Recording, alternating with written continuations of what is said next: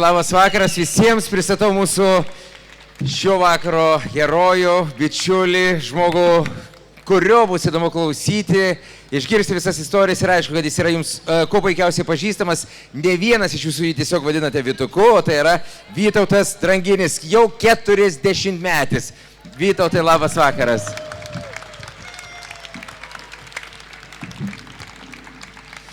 Gera tave matyti, brolyti. 1, 2. Ohoho. Ačiū. Žinokit, va, taip kaip matau čia ir kuriuos veidus, tai jau laukiu ir 50-mečio, ir 60-mečio. Nežinau, kad bus labai labai smagu. Jei reiks paslaugų, let me know. Klausyk, bičiulė, iškart pasižiūrėkime šios žmonės, jų spindinčias akis. Ką tu matai čia? Kas tai yra? Tai yra žmonės, nežinau, draugai, bičiuliai, artimieji, tai yra pakeliui veiklose sutikti žmonės. Iš tikrųjų galvojau apie tai, kas čia yra ir tai yra dovana ir kartais nežinau, kodėl mane pasirinko tie dievai.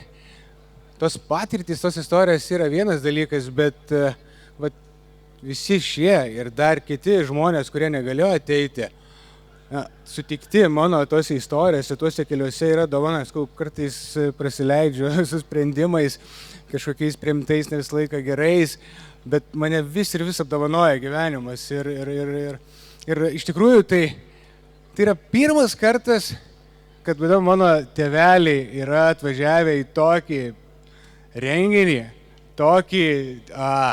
nežinau, į gimtadienį, čia kaip nesvarbu, tai yra mano tėveliai, kurie atvažiavo pirmą kartą. Man tai yra labai svarbu ir matau, susitiks akys, jūs visus, tai yra dovana. Klausyk, tai ką tu nori pasakyti, tėveliai atvyko į Vilnių patūsint? Aš žinau, kad tėtis išėjo anksčiau iš darbo, bet gal pasiėmė ir išeiginę, tai sužinosim ryte autobusų stoty, gal kaip nors. Dabar laikykitės čia atvažiavę. Ok, Vytautai, mes taip pat prisėsime, bet pradžioje galbūt dar kažkiek apie tą pirmąją mūsų nuotrauką, apie QR kodą ir tada jau judėsim. Vanduo šiandien ir šią savaitę ypač būtinas. Gyvybės šaltinis. Kaimukė pas mus yra toks virš pečiaus, mačiutės įsivinėtas vanduo, gyvybės šaltinis. Tai čia yra labai svarbus dalykas. Dabar ne šitas čia jau buvo, bet tas QR kodas, tai jūs galite įsigyti šitas nuotraukas, išskyrus tas, kuriuose matosi olimpiniai atletai.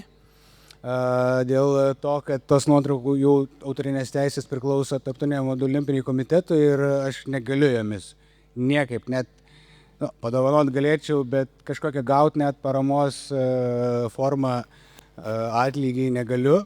Todėl tos nuotraukos olimpiniais žiedais iš olimpinių žaidynių negali būti perkamos, bet visas kitas galite nusipirkti. Tai kas tokie busit pirmieji, tai dar ir nenorit, kaip pasakyti, jeigu galit namo parsinešti neįpakuotą tokią dovaną, tai galima tiesiog čia prie stalelio po to prie manęs prieiti. Bet jeigu atsiras tokių, kurie norės, o jau tos nuotraukos nebebus, tai QR kodas, nueinate į mano Contribui ir ten vienintelis toks bogas yra, kad neina į tą iš karto į shopą nusiųsti, tai dar reikia paspausti vieną kartą parduotuvę. Ir tada bus visos šios nuotraukos, kur galite įsigyti nuotrauką ir visi pinigai keliaus Blue Yellow ir tiem žmonėms, kuriems jų reikia labiau negu mums čia, nes tik jų dėka mes taip galim linksmai, laimingai leisti šį vakarą.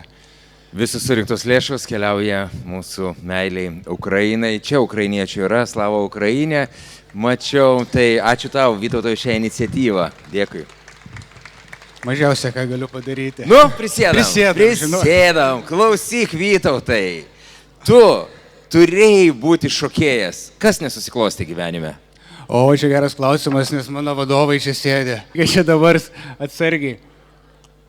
Šokėjas kokių dalykų? Pradėjau nuo tautinių šokių ir labai daug metų tautinių šokių šokau, nukeliavau iki pat universiteto, šokau Lietuvos ansamblyje, tai buvo galiausiai ir darbas mano. Tada, kaip įstojau vėl iš naujo mokytis antrą aukštąjį, nes pirmas nebaigtas, tai į antrą, kai įstojau aukštąjį, tada aš labai svajojau, labai norėjau būti miuziklų atlikėjas, tai šokti, dainuoti būtent scenos, džiuginti kitus žmonės, bet kad nemačiau čia, mano kursiokas buvo Šarūnas Kirdeikis arba Deividas Meškauskas ir štai mes labai puikiai sutarėm ir puikiai bendravom, leidom laiką, šokom kartu ir paskaitose, ir už jų ribų. Aš vieną dieną pamačiau, kad aš niekada nebūsiu toks geras šokėjas, bet ne toks kaip jie, bet niekada nebūsiu toks geras šokėjas, koks gali būti geras kažkas kitas. Ir tada užsėmiau tokiamis naujomis paieškomis, tai ką čia man veikti. Ir va taip sukirbėjo ta sena meilė fotografijai. Bet po šokių studijų, šokio mokslo buvo Londonas. Taip. Kas ten? Ten su fotografija iš pradžių nebuvo nieko bendro. Ten buvo labai svarbi mano tarpinė stotelė ir ten sugrįžo jau taip tikrai, ta žodžio prasme, sugrįžo fotografija, kada iš pirmų uždirbtų pinigų nusipirkau kamerą.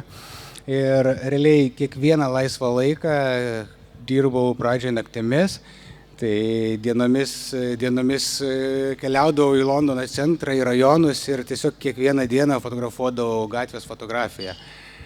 Visada įdomu žmonių, kurie yra pasiekę kažkurioje srityje, ar ne, na, šiuo atveju, sakykime, fotografiją, paklausinėti apie tai, kokių darbų dar jie yra dirbę pakeliui.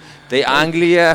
Ir čia kiek metų atgalios? Anglijoje labai vienas geras darbas yra, už kurį galima nusipirkti fototechnikos. Tai tose statybose viskas gerai, žinokit. Galima objektyvų, visko ten gauti už tuos uždirbtus pinigėlius. Tai jo. Kokius darbus ten dirbai? Tai ir kiek laiko? Tai tokie pusantrų gal metai buvo, naktimis tiesiog parduotuvė užsidaro, prekybos centras, mes ten einam ir keičiam plyteles. Tai buvo man labai patiko tas darbas, nes toks pakankamai mechaniškas, galvoti nereikia, iš tėčio paveldėjau neblogas rankas, tai tuo metu aš manau, tai irgi buvo laisvalaikis. Pradėjau klausyti audio knygas, vėlgi planuoti, svajoti fotografijos dalykus visokius ir kol jau šiek tiek pritrūkau dienoje laiko fotografijas, kada jau pradėjau eiti su draugais dažniau pasilinksminti. Visur keliavo mano kamera ir pradėjau fotografuoti tiesiog iš pradžių, kai mes linksminomės kažkur, koncertai, barai, restoranai. Ir tada supratau, kad man trūksta laiko, reikia kažką keisti, darbas trukdė naktinis, tai nusprendžiau keisti darbą į dieninį darbą. Į dieninį, bet su fotografija vis dar nėra bendro? Ne, dar ne. Dieninis netoli ten nurėdėjo irgi stilistika darbo, ilga istorija, bet ten realiai irgi buvo toks statybų sfera, bet jau buvo ir čia pinigėlių daugiau ir labai faini žmonės, su kuriais dirbau. Tas žmogus, kuris mane išmetė iš darbo, mes vis dar puikūs draugai su juo ir pasveikino mane su gimtadieniu ir tai jo. Vytautai, o kai tu kalbėjai apie fotografiją, apie meilę fotografijai, tu, kaip ir daugelis mūsų, daug ką nuvedė vaikystėje, ar ne? Ir sakai, kad vaikystėje buvo tėvelių, artimųjų fotoalbumai ir pradėjai žaisti su tėčio juostiniu fotoaparatu. Taip ir buvo. Jo, turėjau nuostabius namus. Tai žaislais, gal ten ir kažkokio vieno kito norėjau daugiau negu turėjau, bet taip natūraliai gavosi, kad tie tėvų ir šeimos albumai, tokie buvo 3 dideli, stori ir dar tokių ne vienas pluoštas mažesnių, tai aš tiesiog vartydavau, mamytė kartais papasakodavo tas istorijas ir taip ir buvo, kad tas man nuotraukos, aš tik vėliau tai supratau, jau kai fotografavau, supratau, kad tos istorijos ir įtakojo labiausiai, kad man kažkaip, kažką paliko, kada dar buvau vaikas, net ne paauglys, čia buvo vaikystė. Ir tada tėčio juostis fotoaparatas, kur ten tiesiog be juostelės aš fokusuodavau į kažką, ką matau. Ir kiek prisimenu, aš jaučiausi labai, labai gerai tai darydamas. Vytautai, gerai. Londonas čia yra kelinti metai, tau yra 20 kažkiek. 20 kažkiek ten tie early 20s. Ir tada statybos, dar kažkokie darbai, ir tada tu sugalvoji gan avantūristišką dalyką atidaryti fotostudiją Londone. Čia taip gavosi. Čia taip gavosi, nes... Londonas yra šiaip labai didelis ir brangus miestas, kaip įmanoma atidaryti. Jo, ir fotostudija E2, tai Shoreditch Hoxtonas, Shoreditch Kebra. Prime lokacija tuo metu, tikriausiai tuo metu tai buvo 2011 metai, tai buvo kultūriškai stipriausia Londono vieta. Ir kaip tai nutiko, tai jo, kai mane išmetė iš darbo, tiksliau man ten pasiūlė, sako, arba sumažinam, arba. Sakau, tai arba.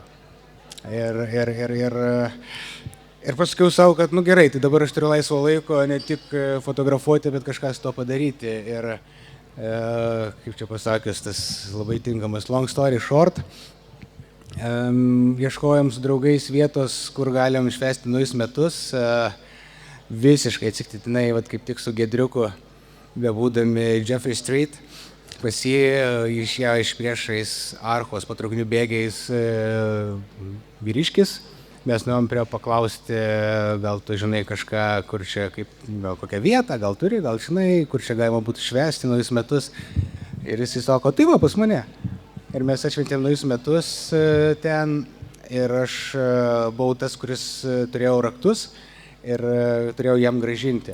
Ir ten taip tokia istorija gavosi, kad turėjom susitikti sausio 1 vakare, jisai neatėjo, man jau ten buvo sudėtinga grįžti namo pas pusbrolį ir aš nusprendžiau, kad aš liksiu toje studijoje miegoti tiesiog ir ryte, žinai, išeisiu.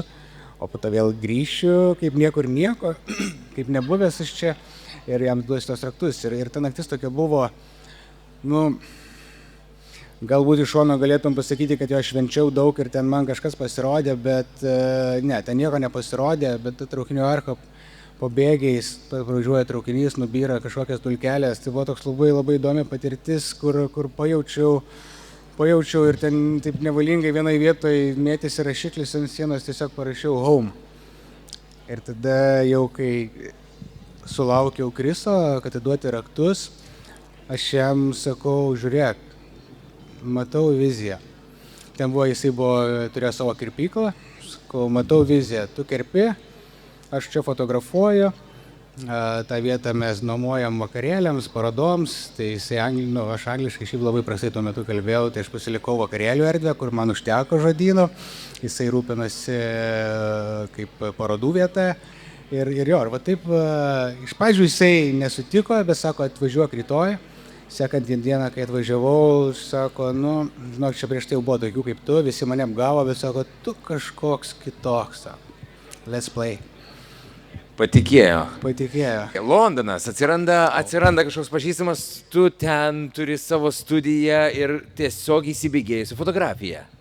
Taip, aš toksai nuomodavau fotostudiją įvairiems klientams, nuo studentų iki rimtesnių kažkokių brandų. Ir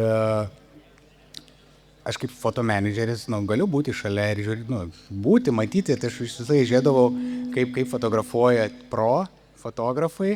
Tada, kai jie išeidavo, aš prašydavau draugų, kad ateitų ir bandydavau atkartoti, ką jie darė. Tai va tokia buvo mano fotografijos mokykla, būtent tokia studinė labiau čia dabar, bet... Wow, žodžiu, žmogus turintis potencialą vis tiek ras būdą mokytis ir ras būdą išmokti. Pasikalbėkime apie tavo anglų kalbos žinias, nes žinau, kad jos buvo tikrai tokios labai puikios ir tu nežinojai, kas yra invoice, ar ne?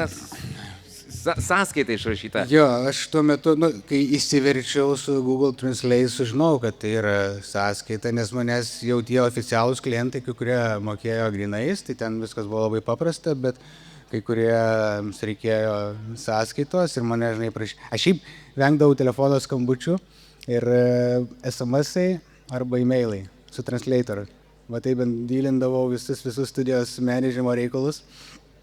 Ir kai jau atėjo poreikis gauti invoice, galvoju, nu tai kas čia tas invoice'as, nu tai supratau, o kaip gauti, nu tai Google paspaudžiau images, man davė invoice'ų.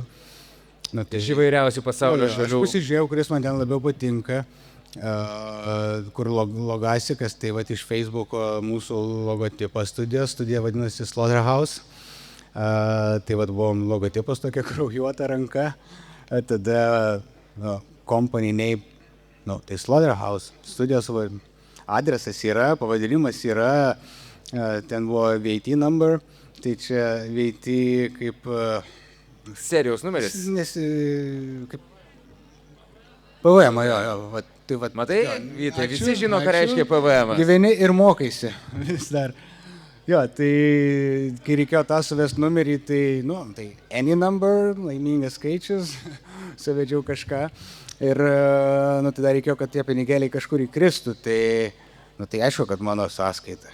Tai iš tikrųjų nežinau, ten po viskas yra baigėsi su Londonu, aš tikiuosi, kad niekas šitos dalies nefilmavo ir nežinau, ar dėsiu šitą dalį į įrašus. Čia tik draugai. Ir gerai, tu išrašinėjai tuos invoice'us su Photoshopu, kažkaip ten juos paredaguoji, vyksta gyvenimas Londone, fotografijų vis daugėja. Yra viena įdomi istorija, kad po fotosesijos pas tave žmonės susitokė. Ar tai ir įvyko ten, ar čia Lietuvos dalykai? Lietuva. Ir čia yra nuotrauka, trečia iš kairės. Tai yra Aras ir Onutė. Jo, Aras ir Onutė, Aras Gibieža, Red Bullio atletas, Onutė tamstos siela. Čia yra dar pora žmonių, kuriems padėjau sumainyti žiedus iš tikrųjų. Tau fotosesijos turi kažką, ne? Ten buvo vakarėlio tema, bet kažkaip pavyko, taip netikėtai. O tarp kito tai ir buvo tokia ir darbo su Red Bull, fotografija pradžia. Aš buvau vieną renginį nufotografavęs ir man pasakė Red Bull Lietuva, kaip tik grįžta iš užsienio Aras Gibieža, Red Bullio atletas oficialus ir galim kažką padaryti. Ir tai gerai, aš suskambinsiu, mes ką nors susiorganizuosim patys. Sutikom su juo, pasikalbėjom, kaip sakoma, susivaibinom. Ir sakau, tai gal turi, žinai, aš nelabai pažįstu to stand ride, moto akrobatikos, sakau, gal turi kažkokią svajonę ir galėčiau ją tau išpildyti, vizualią. Sako, niekada dar nepavyko, norėčiau kažkur vandenį ant plausto pasidaryti šūtą. O mes buvom Islandijoje, Brislekę susėdę ir ten savininkai, žinai, tie patys veikvėjaus. Sakau, tuoj. Nieko Aroj nesakęs, į vidų susitinku Martyną. Martynai, ABCD, yra Aras, taip. Važiuojam. Grįžtu po kelių minučių pas Arą. Arai, skau turim plaustą, viską turim, darom. Ir tada pradėjom galvoti, kaip ten daryti. Dažnai, skau, Arai, kažkaip gal nuobodu, kad tu ten paraidinsi, žinai, pasuksi tą ratą, tai skau reikia pakviesti hebros, kad paplauktų šalia. Fone, žinai, kad būtų kažkokia aiškiau, kur viskas vyksta, kad įdomiau būtų. Jos sakalius, susitariau su veikvėjaus raideriais, kad paplauktų. Ir man tokia, žinai, mintis, gerai, bičiukai ten plaukia, šokinėja, viskas gražu, bet vis tiek mergina gražiai atrodytų už Aro. Ir tuo metu vienintelė mergina raiderė, kurią pažinojau ir žinau, kad gal raidint buvo Onutė Skirnevičiūtė, ir paskambinau Onutei, sakau, žiūrėk, man labai reikia tavęs. O jinai ten kitam festivalyje dirbo kažką, sako, nelabai, pažiūrėsiu, ką galiu padaryti. Skambina, atlikiu, sako, žinai, atvarė, pasidažius visą, iš suknelės, vakarinės į kostiumą, į hidreką ir pradėjo čiuošti, žinai, raitint. Ir priplaukiu aš prie Aro su valtim, rodau fotiką, žiūrėk, kokia fotka gavosi. Aras, jo, gera, sako, labai faina. Tai ten kažką apie tą fotografiją, sakau, tai gal čia ta, sako, ne, mergina faina, sako, kas ji? Sakau, draugė. Ai, draugė, jo, gerai. Pabaigiam fotosesiją, ir jau šeima, vaikai. Tai va taip per šūtą susipažino žmonės ir sukūrė nuostabią šeimą. Aš dabar supratau, jūs prisimenate, čia buvo kieno iniciatyva kultūros ministerijos apie tą gimstamumą, kad šokius reikia daryti. Čia iš tikrųjų reikia pas Vytautą fotosesijas organizuoti. Ei, turim idėją. Bet Jo, mes šoktelėjom šiek tiek į priekį. Na, dabar toks tarpelis yra padarytas su piršlybom, jau gal reikėtų. Tai kas norit, apsidairykit ir sutarsim. Šoktelėjom šiek tiek į priekį, bet labai gerai. Dženji sindikatas. Ši grupė, žinau, kad ir tavo bičiuliai, kuo tau yra reikšmingas Dženji sindikatas? Oi. Ir man atrodo, vienoje iš nuotraukų mes... Pačioj dešiniai pusėje į Žalgirio stadioną 16 metai, kada Justinas Čekuolis sustabdė griovybas, norėjau sakyti statybas, sustabdė griovybas, pavyko sutarti padaryti paskutinį koncą Žalgirio stadione. Nereali patirtis buvo, tai dėl to šitą nuotrauką yra labai man brangi. Jo, o istorija irgi su sindikatu buvo tokia, kad sindikatas grojo Londone. Mano bičiulis iš Londono pusės organizavo tą koncą ir paprašė manęs fotografuoti. Nu, taip aš ten atsiradau užkulsiuose ir taip susipažinau su chebra. Tada po konco reikėjo kažkur važiuoti, pabūti, pabendrauti. Ir, o Londone tas naktinis gyvenimas visi pakankamai greitai užsidaro ir lieka tik tais ten tokie, prastas vietos arba jų nebelieka atidarytų. Ir, tai kur važiuojam, pas ką važiuojam, dar pabūti, ten kažkas iš draugų, žinai, tai pas Vytuką važiuojam. Dabar nepamenu tiksliai, kuris iš muzikantų sako, kas tas Vytukas? Ranką pakėliau, sakau aš. Ai, taigi, Vytukas jau matėmės, tai kaip ką, tai va, čia sakau porą stotelių, sakau, ten už kampo irgi dar yra, kur sustot pakeliai. Ir tai buvo vakarėlis, stiprus vakarėlis, kadangi buvo kirpykla pas mane fotostudijoje, dar vienas momentas, aš šiaip ten nelegaliai ir gyvenau, antras soliai, jo, be langų. Tai Londone lyja lietus. Eini į lauką, džiaugiuosi ten bent mažiausia šviesos šaltinių gyvų, o ne tik tai, apšvietimo. Tai jo, aš ten gyvenau ir ten vykdavo daug linksmų dalykų, net kai manęs būdavo raktai duodami draugams ir ta vieta buvo apšildyta, sienos tenai prakalbtų. Tai papasakotų, kas buvo ir su sindikatu tą naktį, ten, kadangi buvo kirpykla, nuo ko pradėjau, tai buvo ne vienas apkirptas ten. Ir tiesiog, žiūri, fainai praleidom laiką, jeigu per koncą aš fotografavau, tai tam jau after party susipažinom, chebrai skrisdami sekančią dieną namo dar užsuko atsisveikinti, padėkojo, pasidarėm dar kelias nuotraukas ir tai buvo toks laikas, kada aš jau po metų grįžau į Lietuvą ir su Justu Čekuoliu bučkis. Mes praleidom daug gerų dienų ir naktų ir kai grįžau, jisai mane taip truputėlį paglobojo ir taip gavosi, kad tiesiog su sindikatu varydavau į jų koncus, kažkur su Justu kartais kitur nulėkdavom ir aš fotografavau. Ir tos fotografijos, kaip žmonės kalba, buvo šiek tiek kitokios, nes tuo metu dar kaip muzikos fotografija nebuvo Lietuvoje. Tokios labai stiprios. O žiūrėk, toks dalykas, tai kad tu mokinaisi šokio, tai yra ritmika, visa kita, tau pravertė fotografija, ypač to meniniai, muzikos scenos? Padėjo labai. Dabar aš galbūt, sakykime, muziką fotografuoju kartais net kaip sportą, tai aš pritaikau visas sritis, bet aš mėgau būti ant scenos. Aš jaučiausi gerai būdamas ant scenos, aš duodavau žmonėm ir labai daug gaudavau atgal, man patiko tas jausmas. Ir kada aš fotografavau muziką, tai kaip fotografas gali užlipti ant scenos karts nuo karto, aš jausdavausi labai gerai. Aš jausdavau atlikėjus, tarsi jie būtų mano šokių partneriai, nesimaišydavau, yra buvę ten visko, aišku, bet paprastai nesimaišydavau ir tai buvo labai geras jausmas, toks kaip sugrįžimas. Man muzikos fotografija buvo kaip sugrįžimas ant scenos, kaip šokėjo artisto. Jeigu reikėtų proporcingai dabar pasakyti, sporto fotografija ir muzikos fotografija. Dar muzikos likę tavo gyvenime? Likę ir labai svarbios. Šiaip aš jau vadinu save sporto fotografu, bet ir čia Lukiškėse praleidau kelius gražius metus su muzikos fotografija. Bet ir va tamsta yra ta vieta, kur jau ten 14 metų jaučiuosi kaip šeimos narys.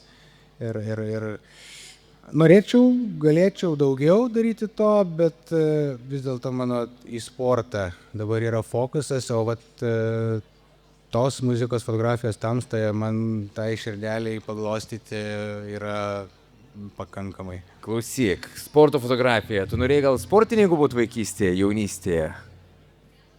Aš reiktų tėvų paklausti iš tikrųjų, ar jie norėjo manim atsikratyti kartais, ar kaip čia buvo, bet aš kažkokiu būdu labai daug būrelių išlankiau. Ten visi kamuolių sportai, šaudimai, orientacija. Tarsi labai daug sportų išbandžiau, man ten niekas nelipo, apart galbūt pasivažiavo paprasto dviračiu. Tai galima būtų pritempti, bet ne, sportas čia jau Londono įtaka buvo. Londono gyvenimo Londone ar Londono olimpinių žaidynių? Nes mes jau galim kalbėti apie tavo tokį grįžimą, toks pereinamais laikotarpis, kai tu porą metų esi tarp Londono ir Lietuvos. Šie dalykai susiję ir galbūt čia geras momentas būtų, jeigu Sauliau mane girdi, tai ta antrą slaidą. Va. Kas čia yra? 2016? 2012 Londono olimpinės žaidynės. Jo, Londono olimpinės žaidynės ir čia yra mano viena svarbiausių nuotraukų iš tikrųjų. Tuo metu aš kaip tik, tai studija buvo anoje pusėje Temzės, dar taip su dviračiu 15 minučių prieš kompus valandukas, o tuo metu aš gyvenau visai kokias 3 minutės šitoj pusėje Tower Bridge'o. Ir kaip tik pamenu, grįžau, tai Londono vasaros olimpinių žaidynių atidarimus, kaip tik žinojau, kad tuo metu plauks Behemas su olimpiniu deglu. Ir mes, žinai, grįžtu iš studijos, po darbo vadinkim, sutrinkę namie krūvą draugų ir mes prie teliko žiūrėsim atidarimo ceremoniją. Sakau, draugai, tai yra unikali galimybė gyventi mieste, kuriame vyksta olimpinės žaidynės. Ir mes sėdėm prie teliko, šiaip, chaosas, buvo labai didelis chaosas, Londonas lengvai pasiekiamas iš visų pasaulio kraštų, kiek turistų, kiek sportininkų, kiek kamščių, road cyclingas, dviračiai mieste vyko pačiam centre, žiauru buvo žiauru, tai buvo labai didelis chaosas, bet jisai kažkaip manęs neatstūmė ir aš paraginau ir mes dalis iš mūsų išėjom. Mes supratom, kad tai ten Behemas plaukia už 1000, gerai čia gal net, ar ten tikrai buvo 1000 žmonių, ten Temzėj plaukia Behemas, be abejo, kol mes nematysim jo, bet patirt tą vaibą, patirt jausmą, tai yra unikalu. Ramūnai buvom susitikę kaip tik tuo metu. Ir va čia aš pasilipėjęs ant tokio fontano konstrukcijos, su turimu vienu fotoaparatu ir vienu objektyvu dar uždirbtu. Planuoju šitą nuotrauką, matau, kad jau čia kyla tiltas, reiškia, tuoj kažkas vyks po apačia, mes nematom to ir aš nemačiau. O šalia manęs stovi fotografas su 2 fotoaparatais, kuprinė. Ir aš ten žiūriu į pro. Va čia yra olimpinis fotografas ir aš norėčiau. Tuo metu dar aš nepagalvojau apie olimpinį fotografą, bet aš norėjau būti kaip jisai. Su didelė kuprinė, ten krūva objektyvų, čia 2 fotoaparatai, 2 geri objektyvai, aš turiu tik vieną. Ir padarau nuotrauką šitą, man visiškai čia iš dešinės. Ir tak, žinai, nevalingai. Per petį pažiūriu, kokią jisai nuotrauką padarė. Taip žiūriu, savo pasižiūriu. Dar kartą taip pasižiūriu pas jį, vėl pas save ir galvoju. Žinai, seniukai, mano fotkė geresnė. Wow, bet iš tikrųjų jinai yra labai gera fotkė.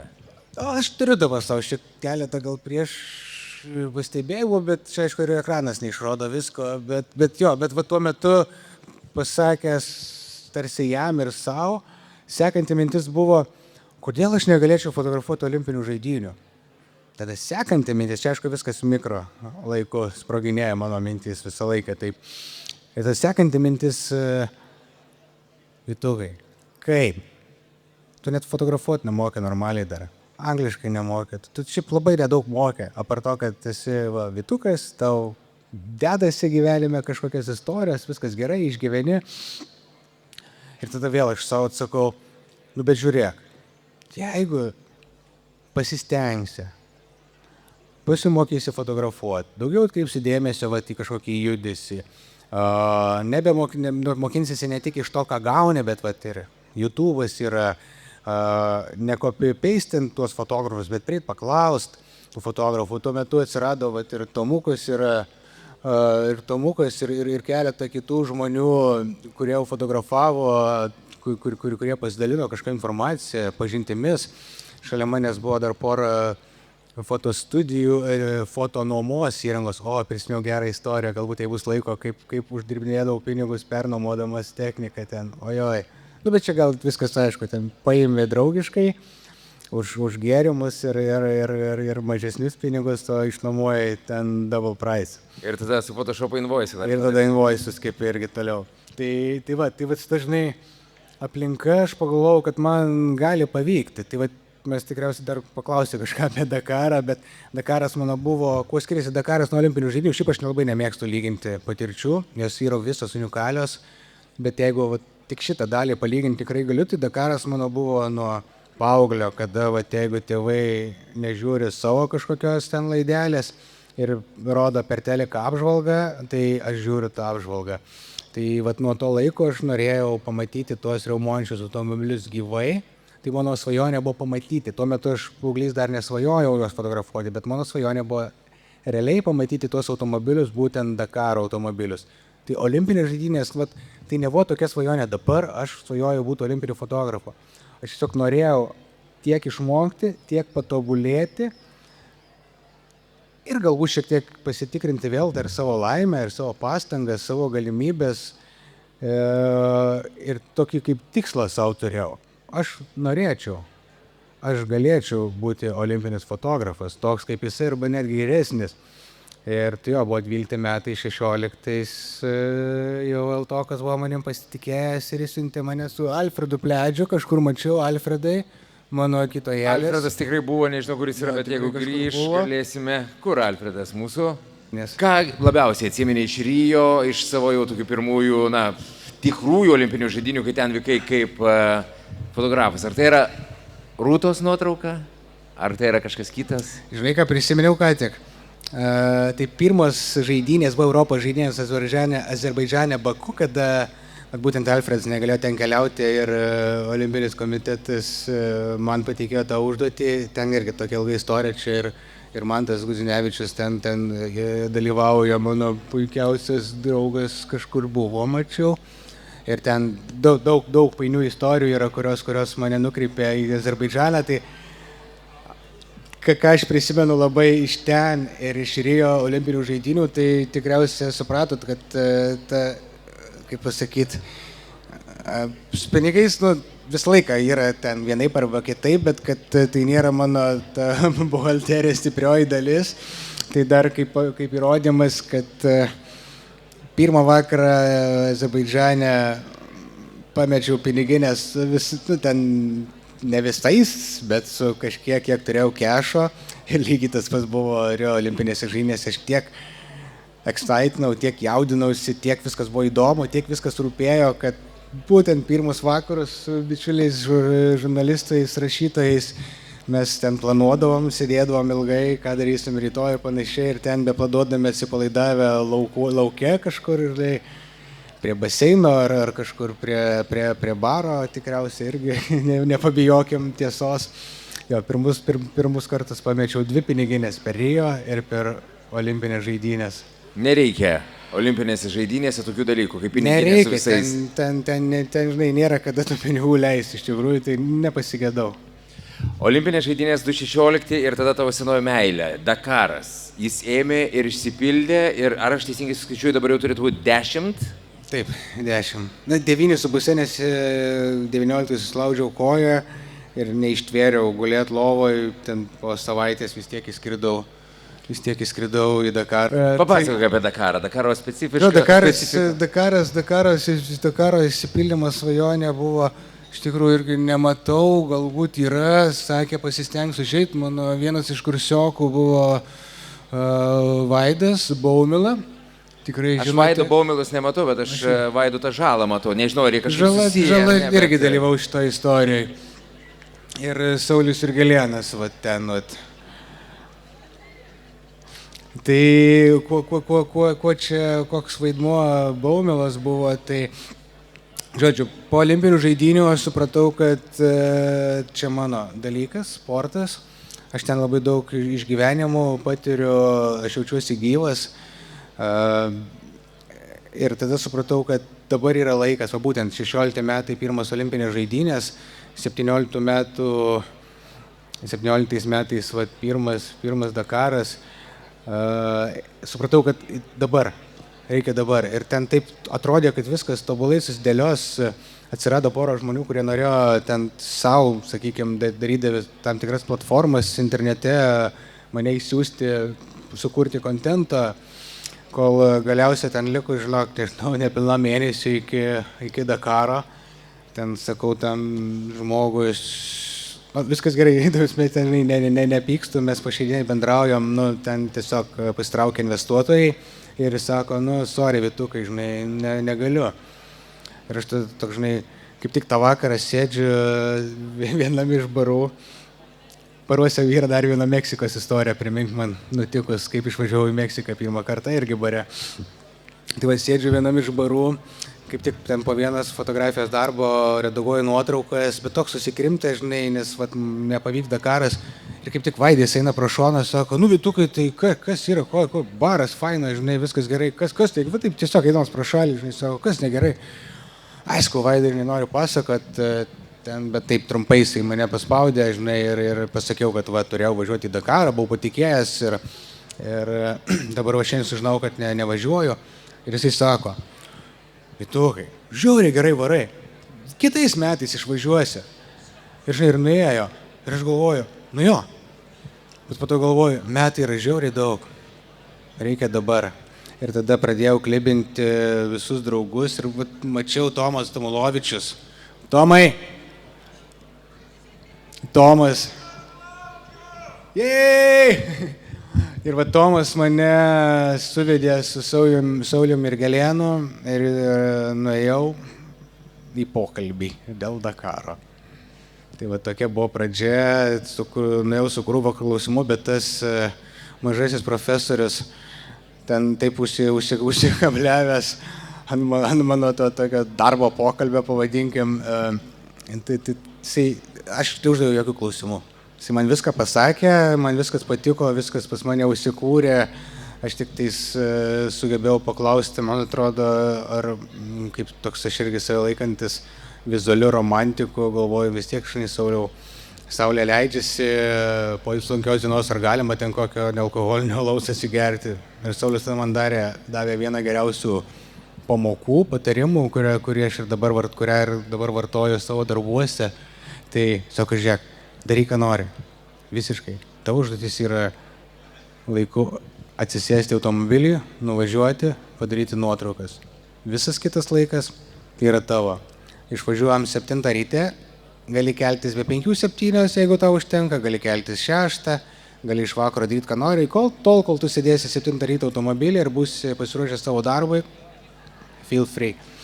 Tai ta pamoka jo pasakyta man ir dabar labai labai padeda. Ok, o sakėjai Meksika, įdomus dalykas, lenktynės Bacha. Kuo jos tau yra svarbios, kuo jos tau yra ypatingos ir kas keliavo drauge? Taip, Bacha, tai čia yra net dvi istorijos, antra ir trečia nuotrauka iš kairės, iš dešinės, atsiprašau. Tai kairė nuotrauka daryta 18 metais, kada amerikiečiai fotografai, gal čia techniniai dalykai, po to galėsim pasikalbėti, jeigu liks laiko, bet jo, tai po tų mano pirmų Dakarų, jau artėjant naujiems metams, man jau draugams kildavo klausimai, Vitukai, važiuoji į Dakarą. Ir tai žinai, važiuosi į Dakarą, žiūri gerai pavarėjai, ar važiuosi į Dakarą.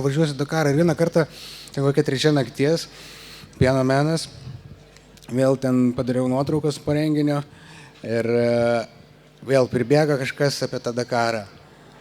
Pliama, sakau, aš ir kitų svajonių turiu, žinai, ne tik Dakaras taip, bet yra Ir jisai, nu tai ką tu dar čia, kas gali būti geriau negu Dakaras ir olimpinės žaidynės, paskui žinok, Meksikoje ir Amerikoje, sakau, yra Bacha.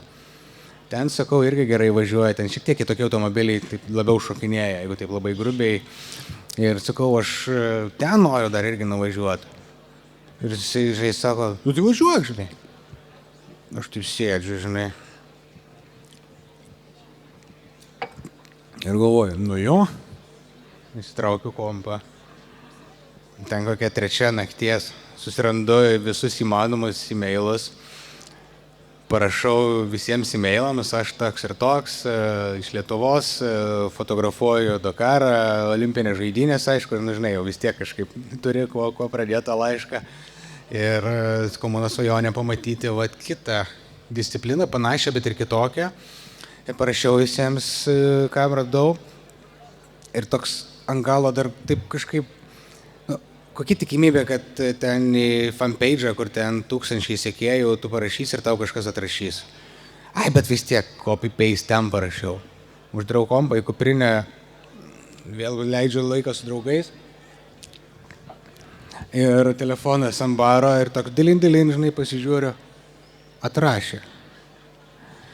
Tada supratau, kad nu jo, pas mus ten, žinai, naktis ten kažkur rytas. Ir atrašė, taip, sako, va, prašau, čia, žinai, nelabai galime jums ko padėti, bet jūs parašykite mūsų pagrindiniam fotografui, Artui ir gal jisai kažko padės. Tada šiam jau gavęs jo e-mailą parašiau, jis man vėl atrašė ir tai po savaitės aš jau skridau į Meksiką. Iš pradžių į Ameriką ir po to į Meksiką. Ir va toj kitoj nuotraukoje yra Artas, ten yra Dick ir Julie, su kuriais sugrįžau į Bachą jau kaip lenktyninkas, kaip antrasis kopilotas, šturmanas, ten buvo navigatorius pas juos vadinasi. Tai vat šita mano tos jau, ten buvo, jei konkrečiai tai buvo Nora 1000, per tą visą Bachą, Kaliforniją, kišuliuką, 1000 mylių lenktynės, taip labiau senesniais automobiliais, kaip Dakaro klasikas, kažkas panašaus. Tai jo, va tas toks vėl impulsyvus patikėjimas, kad reikia daryti, gali pasisekti. Klausyk, Aurimas Valujavičius, mes jį žinom kaip žmogų perplaukusi Atlantą, jisai ir Formulė 1. Turi kažkokių sąsajų? Turi. Vėlgi, Aurimo nuotrauka čia. Tai jeigu ten Onytė ir Aras susipažino per mano fotosesiją, tai aš su Aurimu susipažinau per mano daromą fotosesiją, bet darėm fotosesiją jo rėmėjams, ten buvo merginos, kurios mums labai daug vadovavo, viskas ten gerai, čia taip, kad lengviau suprasti. Aš mačiau kelis kadrus, kuriuos dar galima būtų padaryti, Aurimas irgi buvo pavargęs nuo tų visų vadovavimų mums. Sakau, Aurimai, plaukėm į marias, pasteisim porą kadrų. Jo, gerai, ir mes į Aurimo Lituaniką ir į marias dviese. Išplaukiam, sako, kaip gerai, kas sako, tu pasiūlyi, sako, man taip, sako, pavargau ten tą patį per tą patį maikutę, taip, džemperiukas, taip. Ir mes su juo tiesiog kalbėjom, padariau aš ten 3 kadrus, mes prakalbėjom su kokį pusę valandos, tiesiog mariuose, parplaukėm. Ir po tos fotosesijos važiuodamas į Vilnių pagalvojau, kad wow, čia tokia tikrai labai graži istorija, ką jisai ketina padaryti su Atlantu. Ir man atrodė, kad tai būtų gražu užfiksuoti, įamžinti kažkaip. Ir ten dar kurį laiką pasiaiškinau, ar kažkoks fotografas bus, nebus, nieko nėra. Ir aš išvykau jo išlydėti. Tada vėlgi sakau, jeigu pavyks, sakau, atskrisiu ir į Miami. Tai žinai, ten buvo ne 1 mėnesis jo. Ir kai jau mačiau, kad turiu tokį laisvą tarpelį tarp darbų, pasiskaičiavau santaupas ir nusprendžiau, ten pabandžiau dar rasti tarp jo rėmėjų, kad mane paremtų, jiems kažkaip netrodė, tai labai svarbu, man atrodė labai svarbu. Jeigu Aurimui pasiseka, man kaip lietuviui, kaip tokiam bičiuliui, dar tuo metu nebuvom artimi draugai, bet man toks, mes radom bendrą kalbą, kažkokį ryšį ir man kaip draugui, kaip lietuviui atrodė svarbu, kad jį kažkas nufotografuotų ir jį, ir jo šeimą ten. Ir kadangi jau nusprendžiau skrendu į Ameriką, žinai, nuskristi į Ameriką ir ten pabūti ir parskrist, kažkaip irgi atrodo neišnaudotas galimybė, pradėjau ieškoti, ką dar galima nuveikti. Kaip galvojau apie NBA, bet kaip tik visos komandos, kur tuo metu žaidė lietuviai, neperėjo toliau ir kaip ir, nes aš vis norėjau kažkaip su Lietuva, kad kažkas būtų, bet vat nieko nesigavo. Tada iš Majamio vėl kažkur ten skrist, kažką daryti, man irgi tai buvo sudėtinga, ten logistiškai šiek tiek pagal kai kurius žaidimus, kuriuos galėjau pabandyti, gauti akreditaciją ir tada tiesiog pamačiau, kad vyksta Formulė 1 Miami. Maždaug, žinai, nieks nežinojo, kada jis atplauks, tai aš ten pasilikau nemažai laiko, tokį langelį ir jo, nusprendžiau, kad reikia pabandyti patekti į Formulę 1. Tai va taip, nebūtų Aurimo, nebūtų ir Formulės 1. Žodžiu, vienas geras ir stiprus dalykas veda prie kitų. Tu esi sakęs, sportas mane padarė geresniu žmogumi. Mano gyvenime įvedė discipliną ir išmokė tobulai planuoti. Kaip tu tą jauti, kaip tai atsiliepia? Iš pradžių atrodė, kad tas disciplina ir planavimas bus viskas gerai, tai taip, žinok, nėra vis dar. Nėra kasdienėme gyvenime. Kai būnu kažkur ten, pas mane persijungia į kitą režimą gyvenimas ir ten disciplina, planavimas, ar tai būtų Dakaras, ar Olimpinės žaidynės jau yra šventa ir ten kaip laikrodukas. O grįžtant prie tos frazės, taip, tai aš gal tokį duosiu pavyzdį, kuris mane labai sujaudino per pirmą mano maratoną Lietuvoje fotografuotą Danulį. Atsimeni. Ir Augustai ir tu buvai, tu irgi ten dalyvavai. Fotografuoju Vilniaus maratoną, viskas nauja, viskas nepažįstama ir parbėga, pirmi finišuoja emocijos, medaliai, to jau pirmųjų, ten toks kaip ir svarbu, faina. Bet aš po to pamačiau, parbėga, sakykime, vyras arba moteris, gauna medalį, nusiima tą medalį, jų laukia vėl vyras arba žmona su vaiku. Ir tam medalį nuima ir uždeda vaikui. Ir man taip buvo gražu, tas toks pasidalinimas, tu gauni, tu laimėjai, bet tu atiduodi savo tą trofėjų tam, kuris vėliau kažką laimės gyvenime. Tai šitas mane labai sujaudino ir kitas dalykas, kad dažnai, sakykime, ten tokie jau vieni iš paskutiniųjų atpuškoja jau netokie bėgikai, kuriems jau sunkiau. Ir prie finišo linijos šalia žmonės ploja ir ragina juos, nedaug liko, bėk. Ten laikas, žinai, apie kokį laiką kalbam, ten maratoną nubėga greičiau negu jie ten pusmaratonį. Bet vėl aš matydamas, kaip žmonės palaiko ir nelaiminti, man irgi tai buvo labai gražu.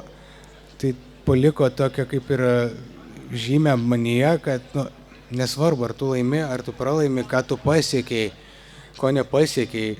Visi mes esame lygus ir palaikymas yra vienas svarbiausių dalykų, kas ir gavosi tas. Mane sporto fotografija padarė geresniu žmogum. Vieną, jeigu reikėtų išsirinkti, šunų kinkinių varžybos Aliaskoje ar Robis Williamsas gerintis kavą, ką renkiesi? Čia tas mano apie svajonės, aš vis dar turiu svajonių, tai šunų kinkinių varžybos Aliaskoje yra svajonė ir Robbie Williamsas, čia tokia ilgesnė istorija papasakoti, tikrai nepasakosiu, bet su jo kavos turiu planą išgerti ir padaryti portretą. Žinok, aš taip pagalvojau, nes galima į Aliaską ir ten per UK skristi, tai pas vieną užlėkė ir tada skrendam toliau, tai aš imčiau abudu. Šaras čia yra pasakęs, Šarai, kažkada, sako, blemba, visi turi kažkokį planą ir jį bando pasiekti. Sako, tau neužtenka, tu sako, 3 pasidarai, kaip Amerika, tai ten ir Aurimas, Formulė ir dar Indikaras net buvo. Tas pats ten paskutinė Amerika buvo irgi kur ir tas. Sako, tu geriau vieną padaryk. Ne, aš darau, žinai, bandau vienu metodu. Kartais tai trukdo vienu metu daryti keletą dalykų, bet su tais dalykais tai čia irgi. Aš imčiau abudu. Ir Robbie Williamsą, ir Aliaską. Šunų kinkiniai Aliaską. Vytautai, ačiū tau už pokalbį. Žinau, kad tavo bičiuliai tikrai nori ateiti pas tave ir dar daugybę gražių dalykų pasakyti tavo asmeniškai ir tu juos čia sutiksi, bet dar kartą mes sudėliokime akcentus su nuotraukomis ir su nuotraukų printais. Viskas, kas šį vakarą bus surinkta, keliauja Ukrainai, keliauja į Blue Yellow ir per Blue Yellow kažkokiais tai formatais pasieks Ukrainą. Pagrindiniai akcentai, mes tikriausiai išvysime dar kartą. Sauliau, padėsi man su QR kodu. Tai taip, QR kodas, ten galite įsigyti nuotraukas. Dabar taip, su nuotraukų pristatymu kažkas galėsite nusigrėbti jau šį vakar galbūt. Aš turėsiu kortelių skaitytuvą, tai galima ir taip įsigyti tą nuotrauką, visi pinigėliai keliaus Ukrainai. Pirkite nuotraukas per mano Contribui, tai mano foto bičiuliai foto sutiko priglausti tas nuotraukas ir jums jas padalinti, tai tiesiog nulėksite į Švitrigailos gatvę, į foto ir pasiimsite. Tai, sakykime, Contribui padarę pirkimą, aš matysiu jūsų e-mailus, mes susisieksim, sutvarkysim tos visus dalykus.